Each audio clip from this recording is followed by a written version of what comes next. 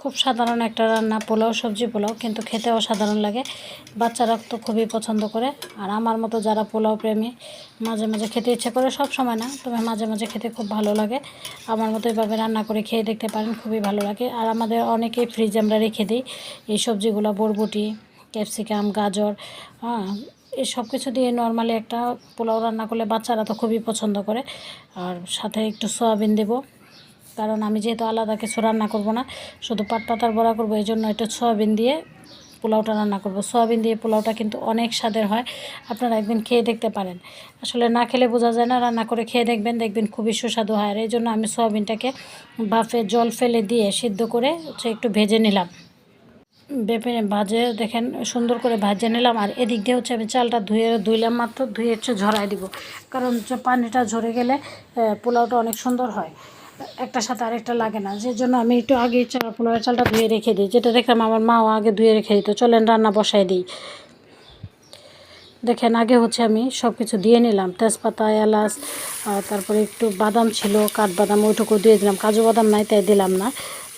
আর এই সবজিগুলো কি আপনার, আমার তো ডিপে ছিল, সেজন্য ভালো করে করে নিতে হবে, একটু ভেজে নিতে হবে। ভেজে নিলে কি হবে, যে সবজির গন্ধটা থাকবে না। আর এমনিও তো এটা বাপ দিয়ে জল ফেলে রেখে তারপরে ডিপে রাখছিলাম। যাই হোক, দেখেন সব উপকরণ আমি যেটুকু উপকরণ দিয়ে দিলাম। এই উপকরণটুকু ভাজার পরে সয়াবিনটা দিব, সয়াবিন দিয়ে আবার ভাজবো, আবার পোলাওয়ের চালটা দিয়ে ভাজবো। তখন পরদে পরদে যে ভাজাটা হয়, এই ভাজাতে পোলাওটা অনেক বেশি সুস্বাদু হয়। যারা একটু চিনি খান তারা একটু সাথে চিনি দিয়ে দিতে পারেন, আমি অবশ্য দিইনি। যদি কারো মনে হয় যে হ্যাঁ চিনি দিলে ভালো লাগবে, তারা একটু চিনি দিয়ে দিতে পারেন। এই দেখেন আমি সয়াবিনটা ঢেলে দিলাম। সয়াবিনটা দিয়েও কিন্তু অনেকক্ষণ ভাজি করবো। আমি কিন্তু সয়াবিনটাও আগে ভাজে নিয়েছি, কারণ বললামই যে সয়াবিনে কিন্তু একটা আলাদা একটা গন্ধ আছে, ওই গন্ধটা যেন না থাকে। আর এজন্য আমি হালকা কী করব, গরম মশলার গুঁড়োও দিয়ে দিব, যাতে মানে ওই সবজির ওই ফ্লেভারটা না থাকে। দেখেন আমি একটু গরম মশলার গুঁড়োটা দিয়ে দিলাম, যাতে সব কিছু মিলে জিনিসটা অনেক সুন্দর একটা ফ্লেভার আসে। ভালো করে ভেজে নিচ্ছি, আপনারাও একটু ভালো করে ভেজে নেবেন।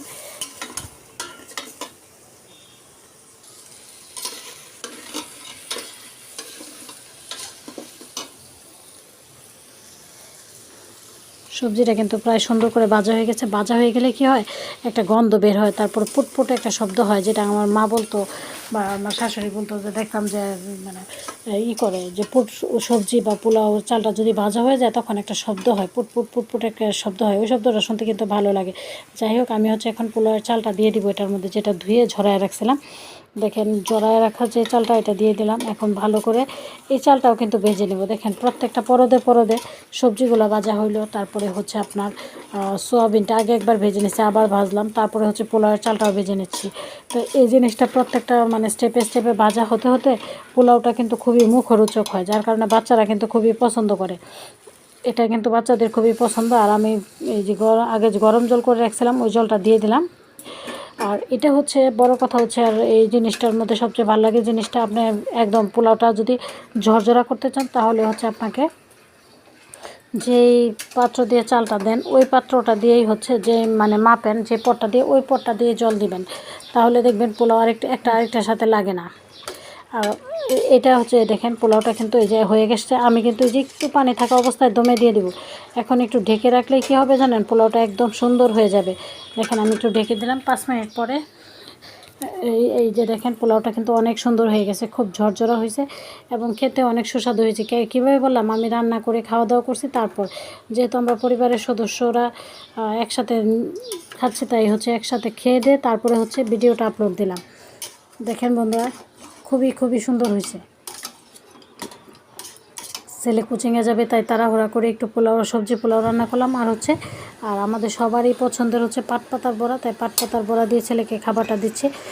দেখেন পরিবেশন করছে। আপনাদের যদি ভালো লাগে ভিডিওটা, অবশ্যই একটু লাইক কমেন্ট করে সবাইকে দেখার সুযোগ করে দেবেন। আর আপনারা আমার পাশে থাকবেন, আমিও আপনাদের পাশে থাকবো, শুধু মুখে মুখে না। আর ধরেন আপনার যদি সময় না থাকে হাতে, ভিডিওটা অন করবেন না প্লিজ। ভিডিও না দেখে কেউ কমেন্ট করবেন না, ভিডিওটা দেখে তারপর কমেন্ট করবেন।